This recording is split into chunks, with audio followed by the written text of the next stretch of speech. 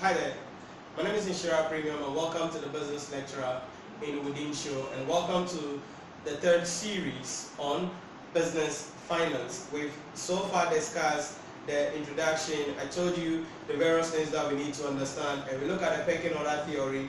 We consider the issue about retained earnings, and then in the previous video we looked at debt finance, and to be specific, we did a calculation on irredeemable debt. So what about redeemable debt? So if there are redeemable debts, what do we do?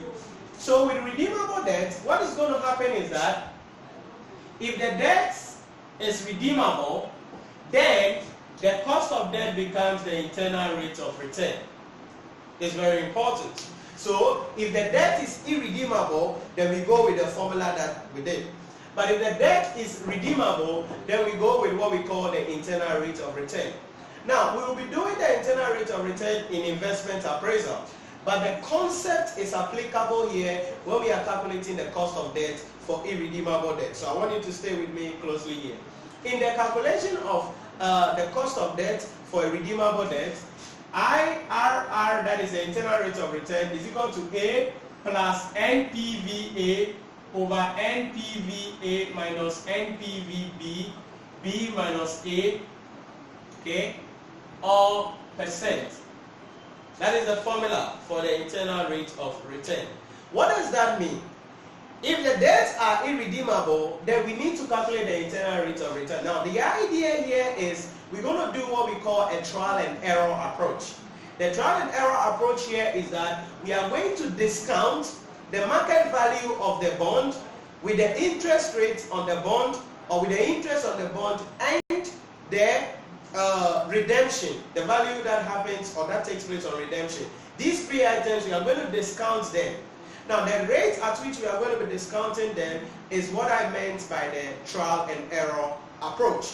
So with the trial and error approach, I always tell my students to start with 10%. So when you start with 10% and you realize that your NPV is giving you an answer, then based on that, you will do the second principle. So to make it clear, let's just take an illustration and then let's see how we go about it. So example, let's see what we can do here. So we can say that Ken PLC, right, so that's our question there. Ken PLC issued 12% loan notes of $12 million, redeemable in 6 years' time at par. Now, one thing you have to understand also is about the redemption of the bond. Now, at redemption, when we issue bond at redemption, three things can happen. One, the bond can be redeemed at par, which means at its nominal value of $100 or 100 Ghana cedis. It can be redeemed at a premium, which means over the nominal value. So if they say it can be redeemed at a premium of 10%, that means on redemption, we will do 10% of 100, which is 10, and add it to the 100, and it becomes 110. Then it can be redeemed at a discount, meaning that we will redeem it below the nominal value. Other times on redemption also, if it is a convertible shares, then the shareholders have a right to convert or have an option to convert the shares, the debt into what? Some equal amount of shares. In that case, we will calculate the value of the shares that the debt will be on conversion and bring it at on the third year. So these are the things available for us. Let's look at this question here and let's see how we can incorporate this idea right here. So what do? We're going to be applying the IRR concepts. Okay, so when we are applying the IRR concept, what do we do in relation to that? So the idea is simply bring year here, bring cash flow here, bring the discount factor here, and bring the present value here. Now, it is this discount factor that I said you start with what? A 10%. It's a trial and error thing. So we're going to start with 10%. It's optional. You can start with anything you want. Once you get the basis right, you can start with anything you want. But I always entreat my students to start with 10%. So at year 0, we are going to bring the market. Oh, we're not giving that. The loan notes, let me add that. The loan notes are quoted at $107. So in the year 0, we're going to bring the market value of the loan note 107. Now year 0, the discount factor is always 1. So the same amount will come here, 1.00, the same amount now. So 107 will be in brackets, the market value. Then from year 1 to year 6, remember it will be redeemed in 6 years' time. So from year 1 to year 6, we're going to bring the interest. Please note that the interest we bring here, if there is tax in the question, has to be the interest after tax. Sounds good? So you're going to bring the interest after tax. So when we are bringing the interest after tax, what do we do? Remember, we are told that the tax rate is 12%. And we are told that the coupon rate is, tax rate is 25%, coupon rate is 12%. So if you want to get an interest after tax, it's going to be the 12% times $100, 1 minus 0.25. Sounds good?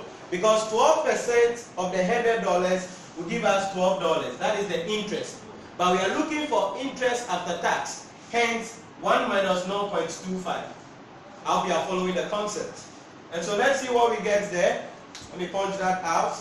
12 by 1. That'll be 0.75. 12 times 0.75. Boom, that's $9. Right? So from year 1 to year 6, the interest rate that we're going to have $9. So we're going to bring down here 9. Now I'll come back to the discount factor issue. Then in the 6th year, we bring the redemption. Okay? In the 6th year, we bring the redemption. Now we are told that it will be redeemed at par, meaning it will be redeemed at the nominal value, which is going to be 100. Now the way you read the discount rate is this. You're going to read the interest rate for the 6 years. You're going to read that on the annuity table. So you go to your discount table. I have mine here. So you go to the annuity table, read 12% the 6th period. So annuity table 12%, the 6th period is 4.111. So the interest rate for the period will be read, the discount rate for that will be read on the annuity table. That's very important. Then the redemption will be read on the present value table. Are you getting it? That one will be read on the present value table. So we go to the present value table, up, back, and 12% the 6th period. 12% the 6th period. 12% the 6th period, 0.507.